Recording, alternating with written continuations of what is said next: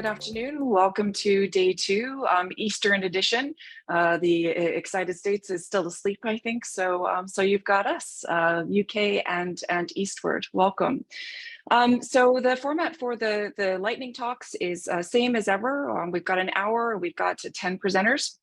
So each of the presenters will have 4 minutes to speak, and we'll do 3 and then 3 and then 4, and between each batch we will take a little break and take some questions. So again, thanks for using the Q&A box so I know where to find your questions. The order of the presentations will be as advertised in the program on the website. So we're going to go Christina, Manolis, and then Rima, and I will share my screen. I will time you, and you'll know that your time is up because your slide has gone away. I'll try and be a little bit flexible, but we'll see how we get on with time. So, Christina, let's get you ready, and I will share my screen, and you guys can let me know if I am successful. And Ruby, I don't have the access to screen share. Could you please turn that on for me? Thanks, Jen. Yes, we'll get the access turned on, and we were trying to locate Christina, so just bear with us, Jen. I will let you know. Okay, no worries. I can reorder and start with Manolis if she's not here. Yes, please. That'd be great. Thank you. Oh, Christina is here. I think she's just sent us a message to say here. Hi, Christina. Okay, so yep, there we go. There we go. Have I done it? Can you see the slide with poster lightning talks on it? We can, yeah, we can see session 2. Go for it, Jen, that's it, thank you. Okay, super, thank you so much. Okay, Christina, can I hand it to you and start your 4 minutes now, please? Thank you, Jennifer. Good morning, good afternoon, good evening to everyone. Actually, Ronald Snijder is my co-presenter from OAPEN, and I believe he's here as well. So if you wouldn't mind making him also a panelist, he'll be presenting first for us.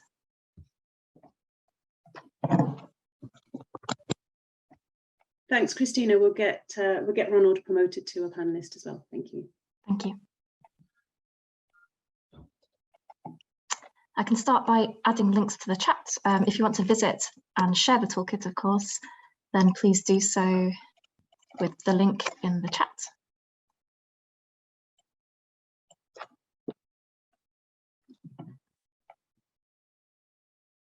Okay, I think I'm there.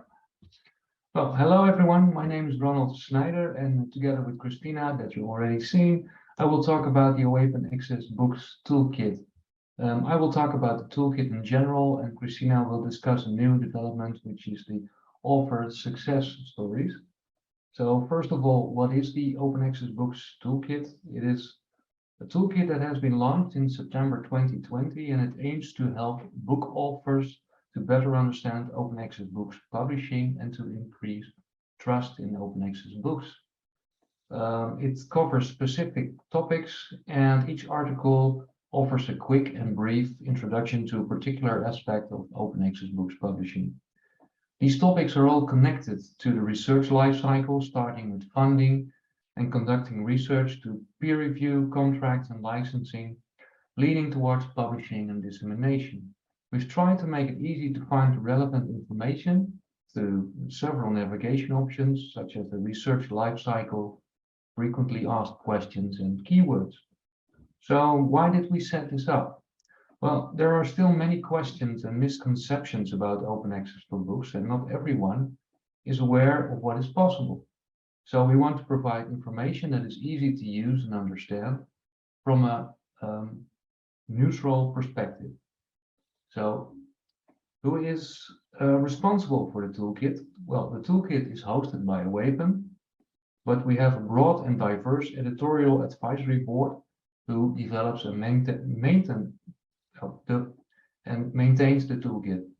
It includes authors, publishers, research support staff, funders, and other key stakeholders. It has been developed in close collaboration with Springer Nature and the University of Glasgow, with support from the Universities of Oxford and Utrecht. And something about the usage. Well, as you see, since our launch in 2020, there's quite a global usage. So I think that proves that there is a need for the type of information we provide, even if it is a rather specialized topic. And when we look at the individual countries, the top 5 is the USA, Great Britain, India, Germany, and China.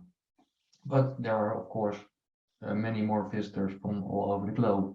And now Christina will tell you more about our latest edition, the author success stories. Thank you. Thanks, Ronald. So looking at recent developments in the toolkit, there is now a search function to make it more user-friendly. We've also introduced a collection of 11 new case studies written by authors who explain in their own words how open access publishing has benefited their book. Storytelling can be a compelling way to convince peers about the value of publishing OA. These authors come from different disciplinary and geographical backgrounds and have published with a range of publishers. The most recent has only just been added, so you can add Bloomsbury Academic to the list of publisher logos that you can see on the poster. The meaning of success wasn't defined in the interview questions in order to give free rein to authors commenting on their experience of publishing OA. To give one example, authors John W. Wilson and Richard B. Primack, who co-wrote Conservation Biology in Sub-Saharan Africa, had the following to say. Open access was the best and only option. It was truly not possible to produce, distribute, and sell this type of book across Africa. There were just too many logistical and financial hurdles. OA publishing was the ideal solution.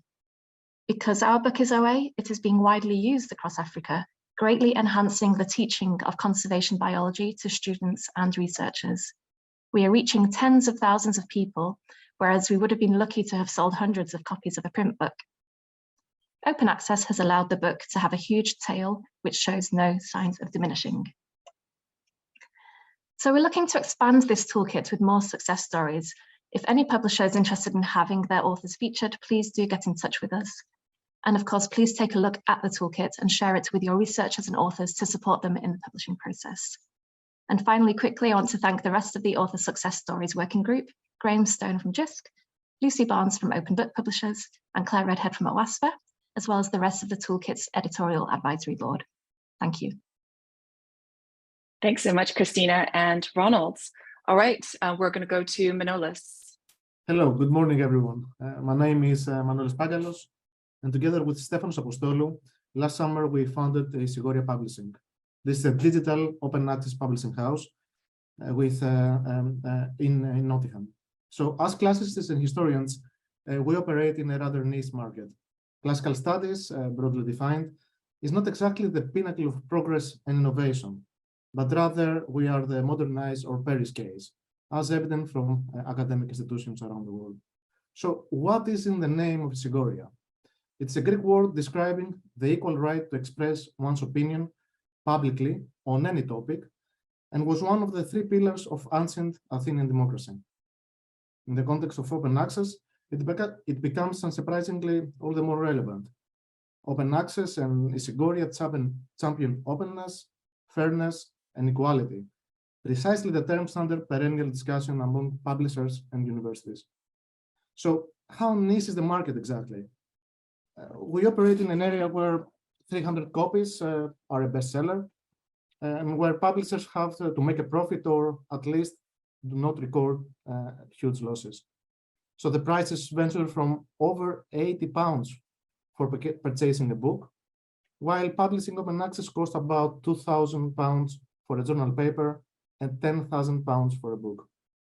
So our market research showed that despite the good efforts of the sector, very few academics outside the top universities have access to funding for open access publishing. Some confirmed that they could pay a fair fee, which they set at around £250 for a paper and around £1,500 for a book. But we should not miss the point. No one at all thought that was fair. So to return to one of the pillars of open access, just a necessary evil. So 2 points converge here to sketch our niche market. Concerns over fairness and equality, and combined they undermine the very service of open access, openness. Current conditions are unsustainable for most of the authors and possibly for publishers. Except for a few big publishing houses that can sustain losses in their humanities departments, most will strive even with transformative agreements. So then the burden is delegated to universities, which must fund their faculty members, and then again to governments and external funders, who under popular views see the humanities as irrelevant to the market. So sadly, the gap in financing open access in classical studies is growing, alongside a sister gap between two worlds, the global one, dominated by a handful of presses, and the 95% numerically and geographically at risk of isolation in separate bubbles. So scholarly communication necessary for this kind of progress, academic progress, will be further undermined, thus hurting again the very core of open access, which is equality, plurality, and fairness. So our model, how can then as publishers serve this market? What about the majority of the academic world that has no access to funding to publish? We asked these questions to ourselves and our colleagues. So responses and feedback drove our business model. And in our view, and that of our colleagues, this is a fair way forward. In a nutshell, we offer tailored pricing that corresponds to service and market while we work to secure funding for otherwise non-profitable projects or those that lack funding. Moreover, we operate to serve the same community that we come from. So besides publishing, we organize other scholarly activities. We design and offer highly specialized workshops and courses, and we help researchers acquire and hone their academic skills. Of course, we return to the initial pictures of our niche market. This is classical studies, a small, skeptic, backward, sometimes segmented, for sure, non-lucrative, non-profitable, conservative, very often, under fire every day, an ill-famed sector. So, an open question: what can open access do for us? While waiting for your input and thoughts, we recap on what we at Isegoria do for open access. We work for a fair, equal, and accessible publication with pricing that considers authors' capacity and reflects all the services offered, always guided by the community, part of which we actively are as scholars. Thank you very much. Thank you so much, Manolis. All right, Rima is up next. Thank you. So this is Dr. Rima. I'm representing Hamad bin Khalifa University Press. I'm not sure why. I think the fonts are expanding, but okay. So in our project, to give you a background about us, we are the first open access academic publishers in Qatar.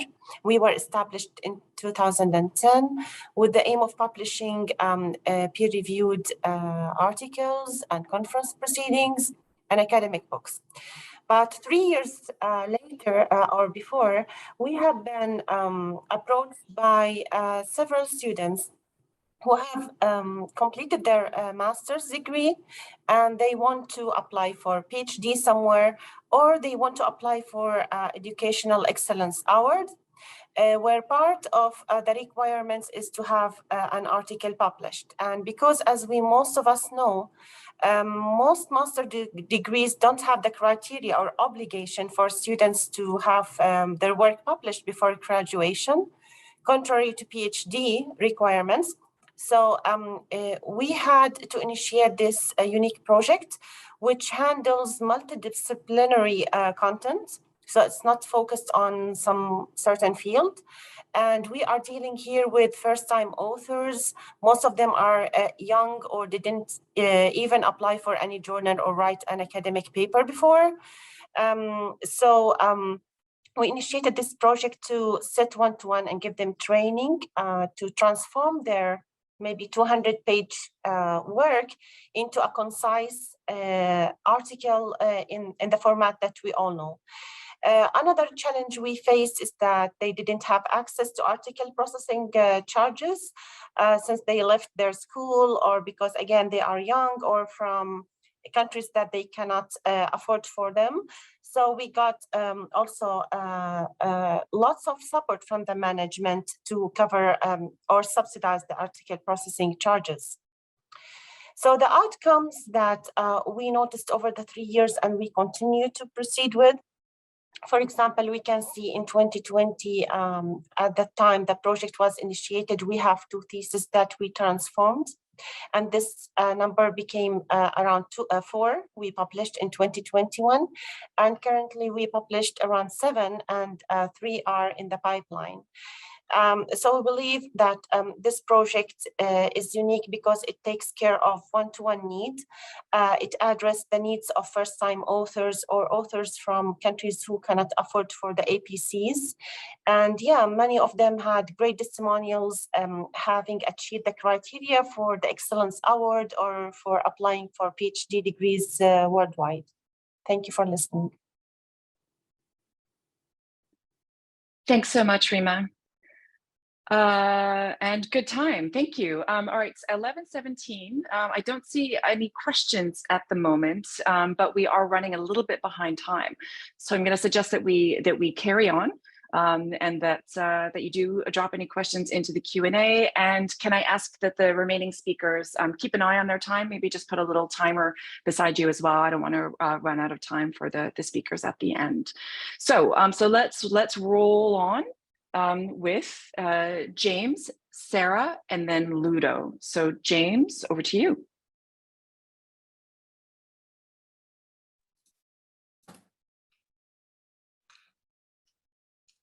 Kia ora koutou. Hello, everybody. I'm James Savage, and I'm joining you from Invercargill, down at the bottom of New Zealand. So probably the most southerly attendee we've got here. And my position is research coordinator at the Southern Institute of Technology. However, I'm speaking here on behalf of the Rangahau Research Forum, which is a network of research directors from across various institutes of technology and polytechnics in Aotearoa, New Zealand. So the broad background of this poster is that there's been a gradual push to embrace open access across this network of institutes of technology and polytechnics in New Zealand. And this has been underpinned largely by the applied nature and local impact of much of the research work that's done in that sector. And many of the institutions there have developed these locally focused applied journals. And almost all of these are Diamond open access journals with quite specific scopes. Several of those institutes of technology and polytechnics also publish Diamond open access ebooks and other publications. And some of these journals and other publications are really sort of designed almost as training wheels journals to help introduce the academic publishing system to authors, researchers who might be unfamiliar with traditional academic publishing based on their backgrounds. I think it's also fair to say that the Polytechnic Network has been very good and proactive at developing cross-institutional collaborations. They've set up various cross-institutional initiatives like Research Bank and Open Access Repository, joint communications around open access, establishing digital object identifiers and other useful things like that, and various networks and working groups, including this one that I'm presenting on behalf of. But that's not really the reason why I'm talking specifically at this conference.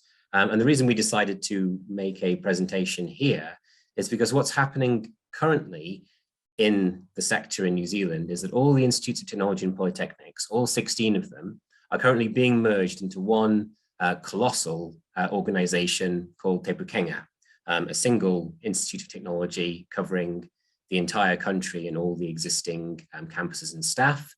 Over 200,000 students, and I believe 168 separate campuses around the place. And really, I thought it would be interesting to present this poster as essentially as a snapshot of where things are now and what challenges and opportunities there might be for embedding open access in this new giant organization going forward.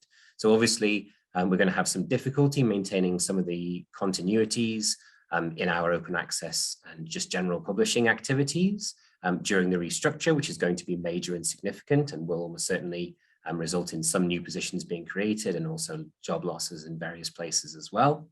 We want to maintain our sort of local character of these 16 different institutions and locally focused publishing directions without them being subsumed by this national institution. And the institution itself is meant to still be locally focused and flexible, but you can imagine there will be some challenges of that when it's being overseeing people are being run centrally. And there's also a challenge of sort of ensuring that the publishing opportunities don't just start crystallizing into people close to central office or with connections to people who are currently active in that area. But there's also some collaboration, some opportunities for greater collaboration, building on what we've been doing already. We obviously, with a new institution being formed from whole cloth, we have an opportunity to set policy in the correct direction from the ground up, which is very useful. And we're trying at the moment to push for the creation of an umbrella publishing house to oversee all the publications that are happening at the moment and develop sort of stronger overarching principles and oversight for them all to set things on a good track and move things forward. So there's a bit more detail about that in the poster itself, but that's why I'm here, and we are fully greatly interested in any comments that anyone might have and suggestions for how we try and steer this gigantic ship somehow to a good outcome where we have a nice, well-established open access framework for everything within it. Thanks. Thank you so much, James. Okay, over to you, Sarah. Thanks, Jen. I'm Sarah Lippincott, product owner with the Next Generation Library Publishing Project, or NGLP, and co-author of the Forest Framework for Values-Driven Scholarly Communication. The Forest Framework helps scholarly communication organizations and communities demonstrate, evaluate, and ultimately improve their alignment with key values, including financial and organizational sustainability, openness and interoperability, representative governance, equity, accessibility, and anti-oppression, sharing of knowledge, and transparency. Together, those spell out the acronym FOREST.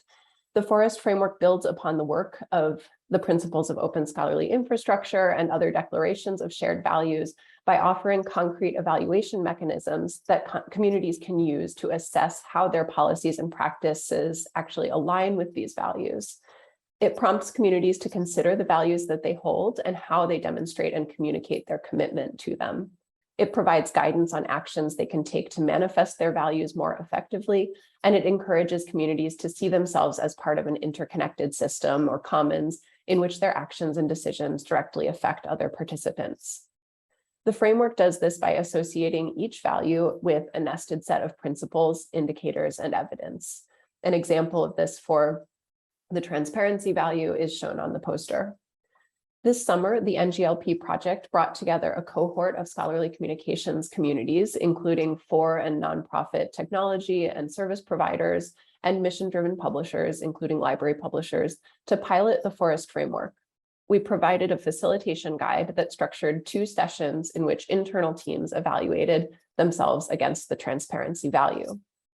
Our pilot participants reported that these sessions prompted deeper conversations than they typically make time for within their team and resulted in concrete and specific plans for action, including creating and revising policies and procedures and changing the way that they communicate to or present themselves to their stakeholders. They found that the scaffolding of the facilitated sessions helped to create a non-judgmental environment in which they could have productive and positive conversations about potentially sensitive topics. They also identified areas for improvement for the framework. They encouraged us to modify some terminology to make clear that the framework doesn't assume that total transparency is always desirable. And they helped us identify where we might need to recalibrate parts of the framework to ensure it strikes the right balance between holding communities to a high standard while not making it impossible to excel. Several participants noted that they planned to work through additional values with their teams or incorporate the Forest Framework into strategic planning exercises. They also said they could see using this tool not only for self-evaluation, but to evaluate potential collaborators or service providers to ensure that they are supporting other values-driven organizations. You can download the Forest Framework at nglp.org/Forest Framework and send any questions or comments to sarah@educopia.org. Thank you. Thank you, Sarah. You've won me back a minute as well. Thank you. Okay, so we're going to jump on to Ludo, please. Okay, thank you. Good afternoon, good morning, everyone. So what I would like to share with you is the Publisher Reviews initiative. So I guess that many of you at this conference are in some way involved in peer review. Some of you perhaps as an expert performing peer review, but others, I guess, as an editor or as a publisher, taking care of organizing peer review. And for basically all of you, anyone involved in some way in peer review, I have a question that I would like to ask you to reflect on. So my question is, do you truly enjoy at the moment the way you are involved in peer review? Do you feel this is personally rewarding? Do you feel you are truly able to serve your community in a helpful way? I hope that for many of you the answer is positive to this question. I'm a little bit afraid that perhaps for some of you it might also be negative in some sense. At least that applies to me. So I have kind of two roles in peer review. I do peer review as a researcher, quite a lot actually, but I also organize peer review as editor of a journal. And I'm in some sense quite frustrated by the way we do peer review at the moment. So I don't really feel happy about how peer review is done. Let me explain that. So as a researcher, I get way too many invitations to review, and I consider peer review to be actually one of the less pleasant tasks among all the things that I'm doing as a researcher. So I end up postponing it, doing it late at night, in the weekends, missing deadlines, all these things.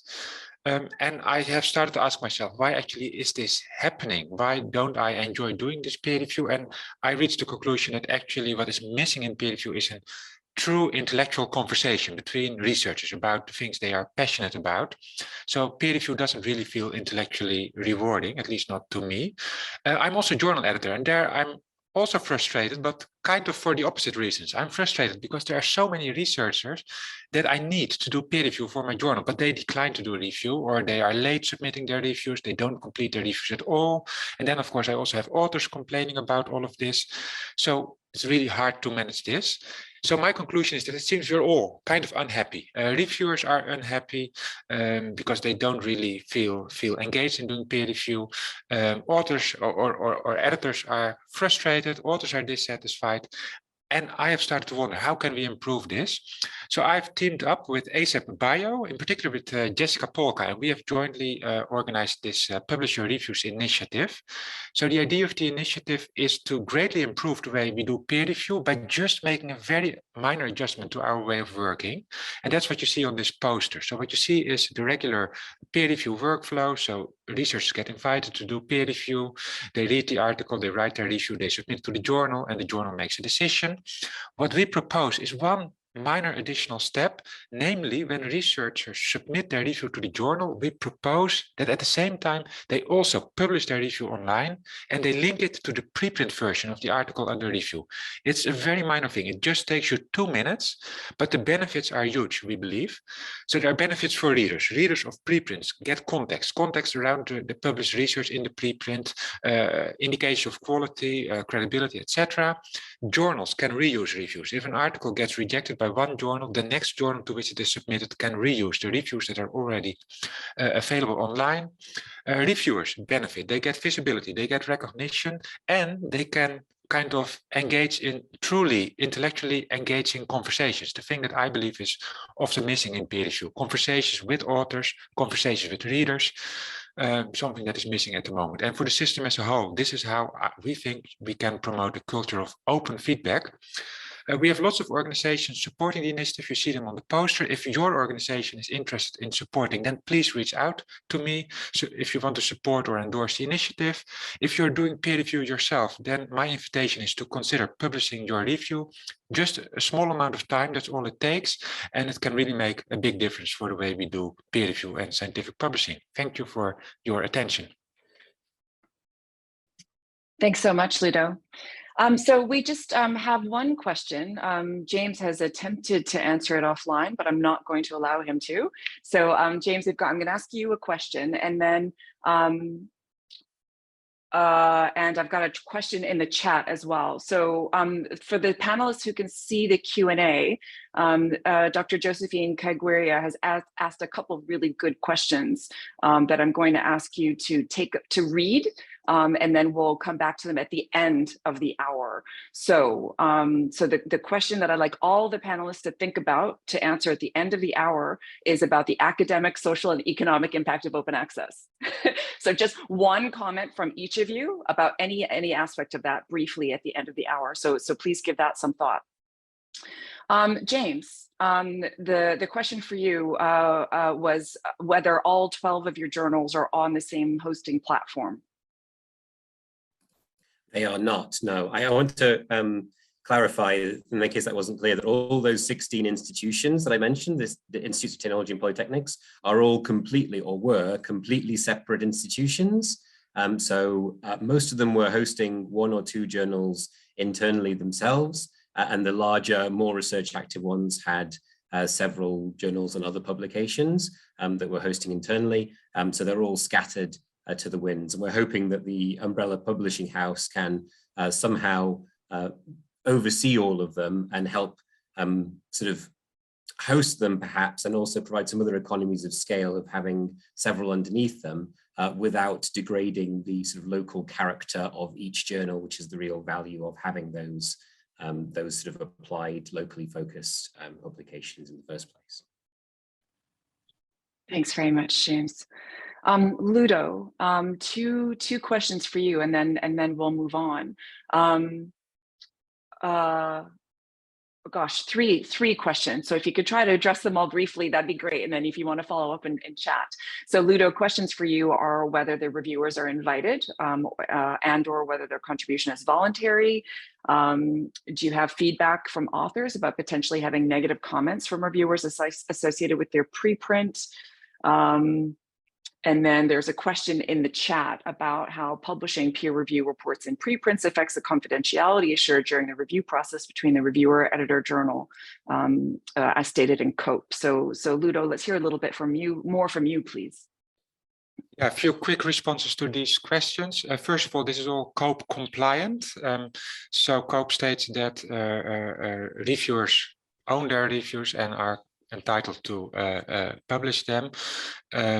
What is important is that we promote publishing reviews only for research that has already been preprinted. So where authors explicitly make an invitation to the community to provide feedback, only then we believe reviews should be published. Also, confidential information should not be shared. So for instance, the identity of the journal to which an article has been submitted is something that should not be included in a published review. And about author responses, indeed, we have had lots of discussions and people sometimes expressing kind of uneasiness about authors who may get negative feedback and who may not kind of feel comfortable with that. In practice, what we have seen is that basically authors appreciate this. Of course, you need to do peer review in a respectful way, but if you do that, then authors appreciate this. That's the practical experience we have, and authors actually they appreciate also critical feedback if you do it respectfully. So that's kind of not really an issue, it seems. Great. Thanks so much, Ludo. Mark Huskisson, thanks for your question. I'm afraid to stop sharing and then start again. I feel like I'm going to break it. But if you can't see Ludo right now, then please let me know, because you should be able to see the active speaker. Okay, so we're going to carry on now. We've got 4 more presenters, Andrea, Utkarsha, Maria, and Melissa. Please keep an eye on your time, just so we can be fair to everyone. We've got some other questions coming in the Q&A that we'll come back to at the end. But again, some high-level comments from the panelists on the economic, academic, and social impacts of open access would be great, just because we've been asked. Okay, so over to Andrea. Hi, thank you. Hi, everyone. Thanks for joining this session. My name is Andrea. I'm a senior consultant at a company called Research Consulting. I am here to talk about the recommendations arising from a study that we delivered alongside Science Metrics on behalf of Wellcome, UK Research and Innovation, and the Gates Foundation. So this was just earlier in the year. So this work focused on an open sharing statement that was coordinated by Wellcome and then signed by 160 organizations. And this was early on at the beginning of the COVID pandemic. And among other things, the statement has signatories to openly share research findings, particularly articles, articles, and also research data relevant to the pandemic. And the statement also encouraged practices such as preprint posting. And the statement wasn't set up to monitor compliance of signatories. So it essentially trusted them to behave in line with the principles they signed up to. So what we did was to, alongside science metrics, was to evaluate the implementation of this initiative. And you can read our full report and findings by following the QR code here in the corner. And just to add that this includes a large data set of COVID-related publications and metadata if you are interested in bibliometrics. But today, what I'd like to do is to share key recommendations in particular to help any organization that is looking to use open sharing commitments or statements as a policy tool in the future. So yeah, here are 6 takeaways. Number 1 is to be ambitious. This means that the focus of open sharing efforts should certainly include articles as a starting point, but also clearly require data sharing and preprint posting. Because these are practices that are growing in popularity and are just the norm in a range of disciplines, really. And part of the challenge here is that some researchers may not be aware of open data sharing or preprint posting, or quite commonly feel like their workflows and time pressures just don't allow for any extra room for preparing additional research outputs for public sharing. So these are a clear challenge. Recommendation number 2 is to set up a way for signatories to assess their success in meeting the expectations that they have committed to, for example, by suggesting some indicators or factors that signatories could use to monitor their performance and their efforts. Numbers 3 and 4 are closely related. So the former is all about providing some specific guidance on how an organization can practically meet the expectations in the statement. And this is particularly important when different stakeholder groups, for example, a university and a publisher, may be allowed to sign up to the same set of principles.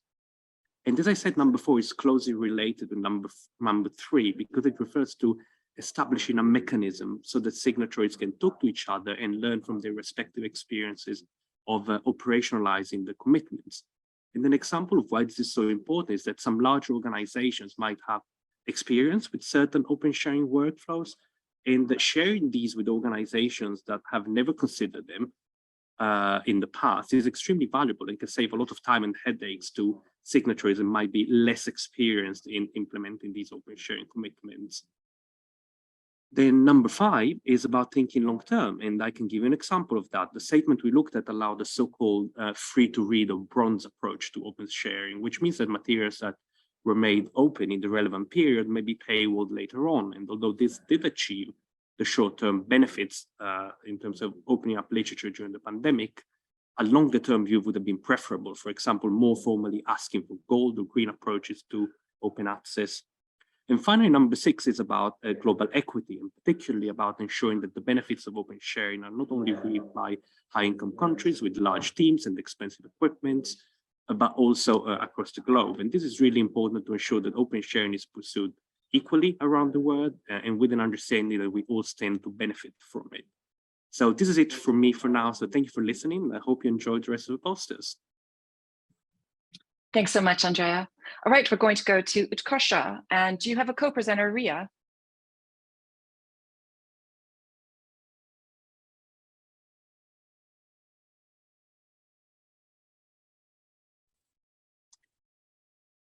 Yeah.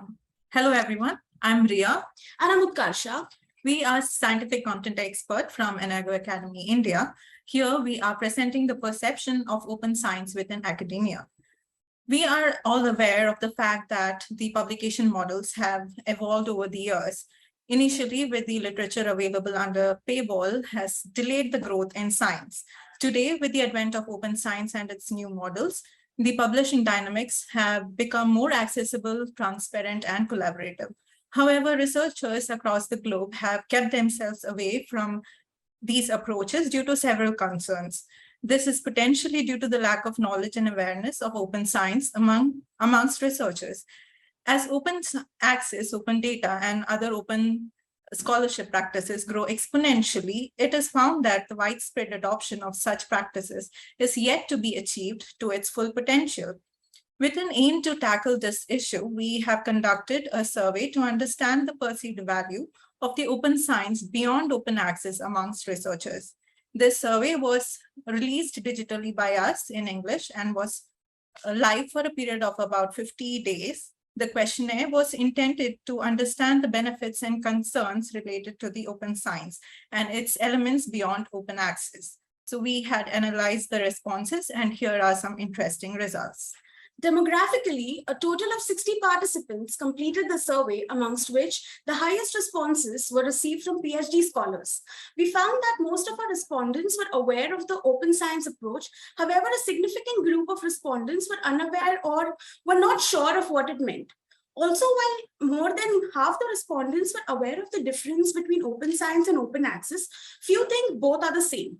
Not to our surprise, we also found that the majority of the researchers, of about 85%, voted in favor of making all scholarly content open access. However, when asked about their preferred choice of publishing, over half the respondents opted for both open access and paywall publishing models, whereas some still prefer paywall traditional models. We also found that some respondents resort to preprints and repositories, which could probably be a result of the surge in time sensitiveness of COVID-19 related research. Eradicating the misconception that open access does not follow ethical standards and is also not peer reviewed, our results display that less respondents were aware of the publishing process on open science platforms. However, some of the respondents were either not sure or even disagreed that open access is peer reviewed. As can be seen in the figures, researchers opine that open science majorly helps in promoting collaboration and networking and also stimulates barrierless worldwide visibility of research. However, some of the flagged concerns were predatory publishing and unfair data replication and reproducibility. Figure 2 suggests that the most preferred research data sharing platform is journals. Unsurprisingly, as seen in figure 3, open science is the most utilized open science approach or model. Figure 4 displays that more than half the respondents preferred institutional repositories followed by subject repositories. Finally, showcasing their understanding of the current open peer review practices, most were aware of the open peer public commentary review. So based on these findings, we conclude that our review and analysis are evidence of the ways researchers are exploring open science beyond open access, the methods they follow to make their research more accessible, and their awareness of the significant benefits associated with it as compared to the traditional publishing models. However, we observed that a group of scholars are still unaware of and do not follow the open science approach. This demands the need to educate and spread awareness of this dynamic mechanism in the scholarly publishing world.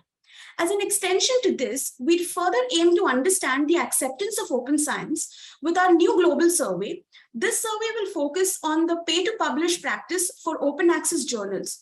You can scan the QR code on the poster to take the survey, and please feel free to let us know your opinions on this.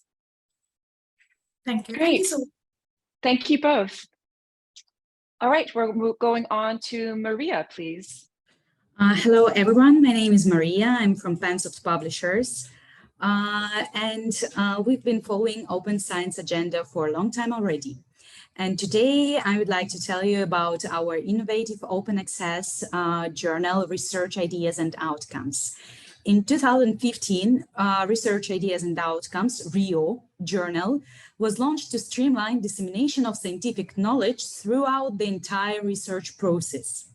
This is why this open science journal publishes outputs from early stages of the research cycle, such as research ideas and grant proposals. Researchers are also welcome to publish intermediate outcomes like data and software management plans, conference abstracts, or, for example, mid-stage project reports. Of course, they can also have their final articles published in RIO, including research and review papers, policy briefs, guidelines, and other both conventional and non-conventional types of the articles. All of those materials are published in RIO with a DOI and become a citable piece of research work. Taking transparency, responsibility, and collaboration in academia and scholarly publishing up another notch, RIO requires for reviews to be open and public by default. In addition, the journal supports post-publication reviews where users can post their review at any time. In turn, RIO registers each review with its own DOI to recognize valuable input and let the reviewers easily refer to their contributions. Since its early days, RIO has enjoyed quite positive reactions from the open-minded academic community for its innovative approach to open science in practice. And in fact, several months after its launch in 2016, the journal was acknowledged with the Spark Innovator Award. Now, RIO stepped up its game by assuming the role of a one-stop source of contextually linked open research. The journal's upgraded article collection model allows project coordinators or research institutions to provide additional context to their overall project output. Now, not only can they publish a wide range of research outcomes, thanks to the long article type lists at RIO, but they can also link and display metadata and links to papers published elsewhere, including other journals, as easy as at the click of a button. There is also the opportunity to publish author-formatted documents, such as policy briefs or preprints, thanks to integration with ARFA preprints platform. All this makes RIO's project-branded article collections a unique tool to assemble all outcomes of research projects in one place for the convenience of readers, of project reviewers, institutions, and funders. A unique and defining staple for RIO since the very beginning has also been the pronounced engagement with the Sustainable Development Goals coined by the United Nations. In order to highlight the societal impact of published research, RIO lets authors map their articles to all SDGs relevant to their papers, and also readers of the journal can search RIO's content by SDGs, the same way they would normally search by subject, by article type, date of funding agency. In brief, that's it. And if you have any comments, questions, or would like to share any ideas, we would be happy to hear from you. Thanks so much, Maria. My timer has just gone off. Okay, we are going to go to Melissa next. I'm going to ask the speakers to please hold answers in the Q&A for a couple more minutes, and we'll discuss those out loud, except for Ludo. Ludo, you have a number of questions. Please go ahead, and so we don't run out of time at the end of the session. I'm sorry we're not able to see Melissa's poster in detail here, but a link is going to be posted to the chat momentarily. So Melissa, please take it from here. Okay, yeah, so sorry, that's my first apology, the format of the poster. But anyway, hi, I'm Melissa Harrison, and I'm here to talk about improving public review, peer review access and reuse from the Europe PMC perspective. So Europe PMC is a comprehensive life sciences database of publications, including preprints, and we enrich them with links to supporting data and other resources, and this includes peer review. So unfortunately, you can't see it very well, but the graph 1 is a demonstration of the growth of peer review items being given a persistent identifier using Crossref's DOI system. Thank you. It's important to note that though most of them are for journal articles and not for preprints and review, and the majority of these are via the peer review platform Publons. So graph 2 shows what we found regarding access to the peer review items, and it's very variable with very few in full text XML. We do need to note that this data only covers the 8 publishers listed in the paper cited underneath, and those that we've discovered through the Crossref API and XML we've received from PMC. So it's very limited, and there is overlap there. So we can see there's still a long way to go for journal article peer review coverage to be available. So graph 3 represents a preprint review, which is intrinsically more available to us, but not necessarily associated with the platform that hosts the actual preprint. So we've identified 30 groups there with the help of the ASAP bio work, but there still may be some gaps. This graph indicates the variety in where and how these reviews can be accessed. So all of this variety, hopefully it's demonstrating the difficulty for Europe PMC to collect the associations and the metadata and link them all together with the articles we indexed. So far at Europe PMC, we can indicate whether peer review is occurring on open research platform preprints. We can display links that are provided to us via our external links service that provide links to peer reviews, and we can allow users to filter on peer-reviewed preprints, but only those that we're aware of. So obviously we like to provide more and we want more to happen. So what ideally we would want to link all preprint reviews to the corresponding preprint that is available on Europe PMC, as well as providing useful metadata about the reviews. I mean, ideally, who conducted the review, where it was done, when it was done, what the sentiment was, and which version of the preprint this applies to, as well as incorporating other available consistent identifiers such as ORCIDs and DOIs. You know, this will help increase the credit received for performing the active peer review, as well as providing researchers with one location to find the literature and associated peer reviews in one place. So far, we've also identified doc maps and DOI APIs as machine readable sources of peer reviews associated and their metadata. And the Society platform is using doc maps. So that can act as a centralized resource for Europe PMC to gather data on, as well as Crossref and DataCite. Admittedly, DataCite has got some pre-print peer reviews on it, but there's a little bit of confusion there as to how they're tagged, which we're working on. So we're currently also conducting user research, because it's all very well us thinking we want all this data and we want to show it all on our platform, but we also need to know what our users actually want. And those users could be API users as well as the front end. And we're also co-planning a workshop with eLive/Society in order to review the available schemas of DocMap and Crossref and DataCite, as well as the practices going out there with an aim for alignment and identifying metadata aspirations and potential implementations. As a community, there is a need to encourage innovation and experimentation in this space. We don't want to impose limits, but we want to encourage rich metadata collection and associate this with the doc maps or DOIs. And we would like for all of this information to be available and for us to be able to display it to users via a centralized repository that has preprints, research articles, and their associated peer reviews all in one place. Thank you. Thanks so much, Melissa.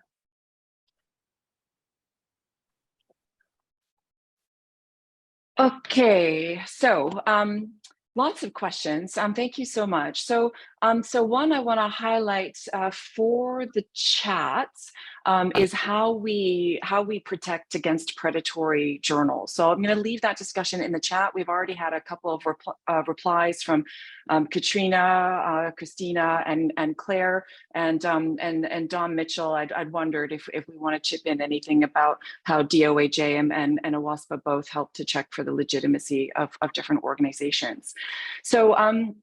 So I just wanted to come back to this question from Dr. Josephine Kaguiria about the academic, social, and economic impact of open access. So that's a big one, I realize. And the opening discussion for the conference yesterday was really remarkable. And I know that recording will be made available just as soon as it's ready. And I think that's a place to go to really think in more depth about that question. But I just wanted to put it to you, to all of our 10 presenters here. Could you just say one thing about the, either positive, the opportunity, the challenges, or questions about academic, economic, social impacts of open access? Andrea and Maria, I can see you. Would one of you like to start?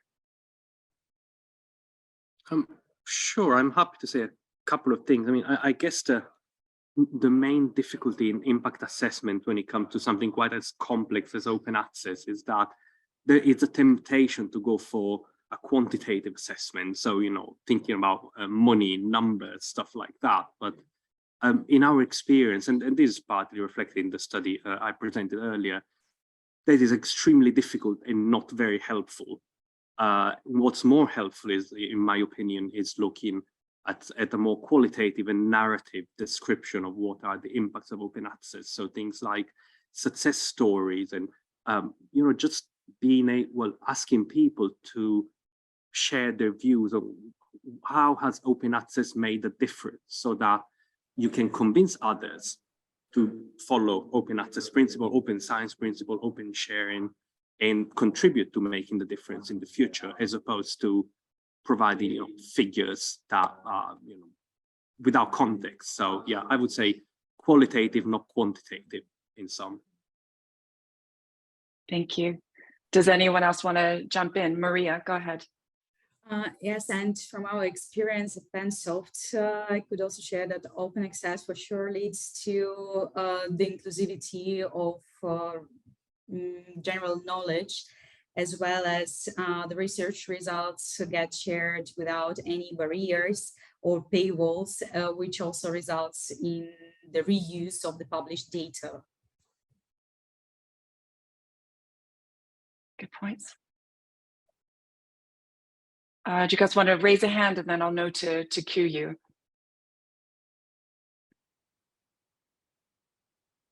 Melissa. So I was just going to say, from the perspective of MBLE-BI, having all of the full text articles available within EuroPMC means that we can create links and associations with all data underlying it. We've been able to do text mining and surface this for other people for use. It helps with curation, it helps with so many different things. And so just having that access to it is important. Thanks. James. Yeah, I think I'd be remiss if I didn't point out that for the sort of Institute of Technology and Polytechnic sector, the transitional phase involving article processing charges and things like that can be very challenging, even within high income countries, because often these are small institutions and they just do not have any funding to provide to authors for any of this, which is largely driven things like the internal Diamond Open Access publishing that we've seen in New Zealand. Thanks. Anyone else want to chip in a last minute comment? Ludo, and then Ronald, and then we better stop. Ludo, please go ahead. Personal experience that I can briefly share. So in the past, I was editor of a journal that was subscription based. So most people didn't, or many people didn't have access to the content, especially outside kind of global North universities. And what really struck my attention at that time is I visited companies that were supposed to benefit from the research published in my journal. These companies were kind of supposed to be the ultimate organization ultimately benefiting from it. And they told me, Ludo, great journal, lots of interesting material, but we cannot read it. So we don't use it, we just ignore it. And that made me really aware of the importance of open access. Thank you. Thank you all. Ronald, you've taken down your hands. Well, I was trying not to put too much stuff on the screen, but basically in what I see in the usage of the OAPEN library, apart from the link that I just put in the chat, is that we see a lot of usage from basically all over the world. And a few years ago, I tried to do some research and to see if let's say non-academics or non-professional users are also part of that group. And we thought at that time, I found that about 30 to 40% could be people from, let's say, the general public. So at least those books do enter more than just the academic circles. Great, thank you. All right, we better stop there. But I just want to put another shout out for the opening session yesterday. It was really incredible with respect to thinking about the type of system that we've created and what we want the system to look like, and how open helps and hinders.